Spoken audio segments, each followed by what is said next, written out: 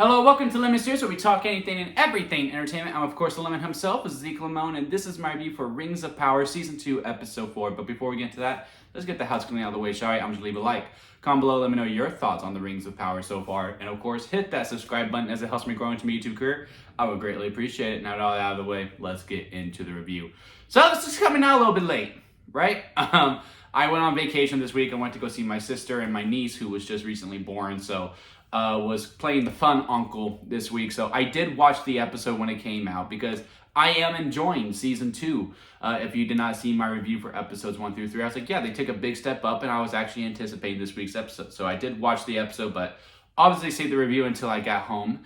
And now here we are. And this episode, I do think they're continuing on what they did in those first 3 episodes. I think this is much better than season 1 in every way. Now, in that sense, I am sort of sitting here and thinking like, man, for someone who has never watched season 1, or let's say they cut all of season 1 out and they just do this season, do I still feel as excited and like full of energy as I do when I watch the show? And, you know, that's just not the reality of it, but I am kind of wondering that because there are some storylines here that, again, overall I enjoyed. I do think they kind of overfilled the pot a little bit. I would have liked if they would have just kept the Stranger and Bombadil going along with the Harfoots and the Strolls going as well, and just keeping those separate. And that could have been the A, B, and C, with Galadriel and Elrond being A, of course. But adding the cool elf and the guy with his horse was also fine too. I like their storyline quite a bit. I feel like they came in a little bit late as far as the structure goes, because I feel like, man, the whole first half we were just spending, along with the Harfoots, the Stranger, and Elrond and Galadriel, and to me that was fine for the most part. Sure, Elrond and Bombadil were, lacking a little bit, and so were the Harfoots as well. But I was still enjoying the dialogue and everything that was being spoken of. I did also like how there was a beginning, a middle, and an end for these episodes overall. So, like Elrond and Galadriel, it's the constant debate, right? Of we need to get rid of the ring. We're not going to listen to the ring. I enjoyed those conversations. I do feel like us as an audience, we get it. Like we understand that, hey, yeah, sure, this rings may be bad, but we should probably listen to it. And all of our characters just aren't there yet. Like when they were at the bridge and he's like, what's another way? And she's like, well, south is really bad, so we probably shouldn't do that. He goes, nah, we ain't going to listen to that ring, so we are going to go south, just out of pity. Or spite, I should say. And I was just like, Elrond, come on now, man. You're a much smarter character to be like, hey, caution it, but also, hey, if she's seeing this and, she's been right for the most part, maybe I should listen to her. And then, of course, we get that awesome scene, with the dead people that I forgot what their names were. That was a fun action scene, absolutely. And then, of course, he's like, okay, look, I'm not going to listen to the ring, but I do agree with you. I will put getting to Sauron over you more than anything. I like the conversation that they had. And then, of course, it books in with it, with her giving him the ring. Like, that is a beginning, a middle, and end of it. Everyone's like, I don't want the ring, I don't want the ring. But then he listens to her and actually accepts the ring. And and he's just like, look, she's not protecting that, she's protecting the ring. I think she is protecting them. I think she does care for her people. And then, of course, she meets up with the evil trolls, and I'm just like, ooh, I wonder how that's going to be, because he wants to get to Sauron and she wants to get to Sauron. Maybe there's going to be an unlikely alliance forming. And again, it got me excited for episode 5. Like, I wanted to tune in to see those characters interact and what the game plan is moving forward. And of course, the sneak peek of what I assume the season finale, or maybe episode 7, where they do fight Sauron and Elrond's going to be there. Everyone's going to come together because our cool elf, that I cannot remember his name, I'm going to try to remember his name next episode. He's going on a quest, and he's in those forests as well, so maybe he meets up with Galadriel or Elrond, and, they start conversing, which I am also really, really looking forward to seeing. And his whole... I also loved how we didn't dangle this whole inner spy type storyline. Is she not really with them because she had the tattoo on her neck? And I was like, okay, well, that's going to be a whole season-long thing. He's going to gain her trust, and then he's going to feel betrayed, blah, blah, blah. But nope, Cruel said, Yeah, no, it's something ain't right about you. And he freaking figured it out. She's chained up. We all know where she stands. Now, later on, after they talk with the trees, which was really cool, by the way. I was not expecting to see them whatsoever.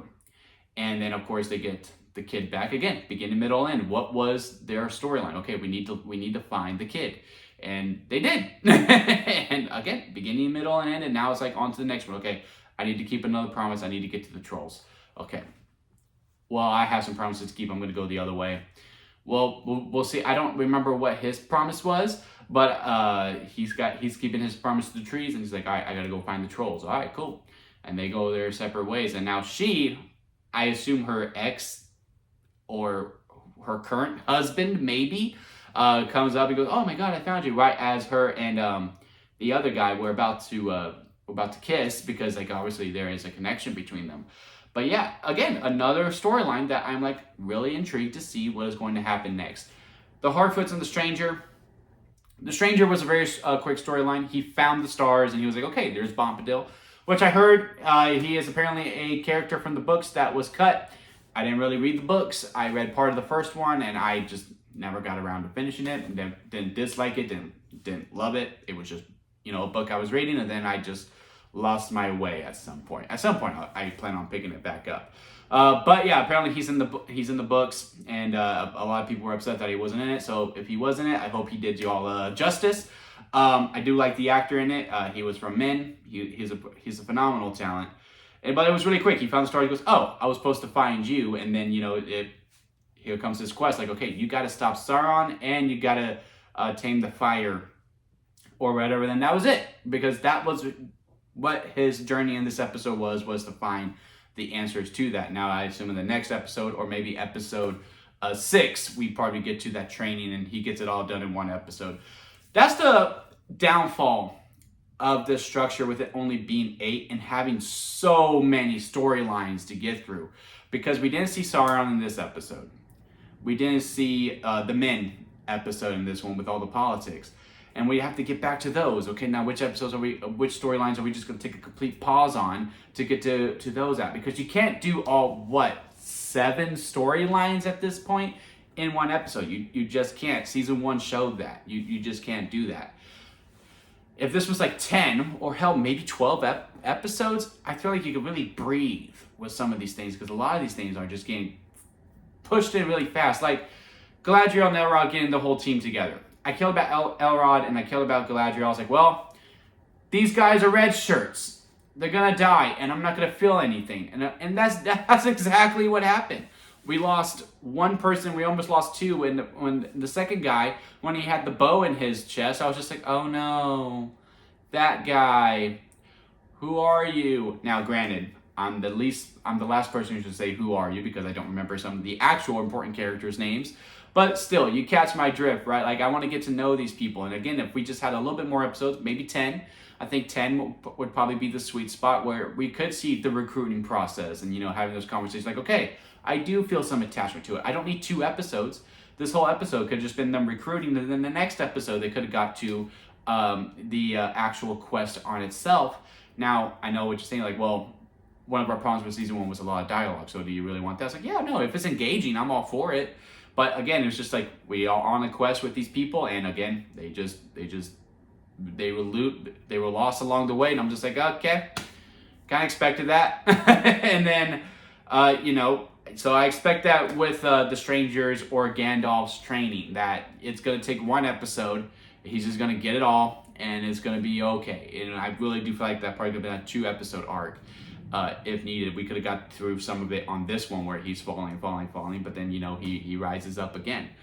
But yeah, he had his episode, he had his arc, and it was fine. I mean, the Bombadil stuff, I like him. He's interesting. I would say some of his lines are very, very base level.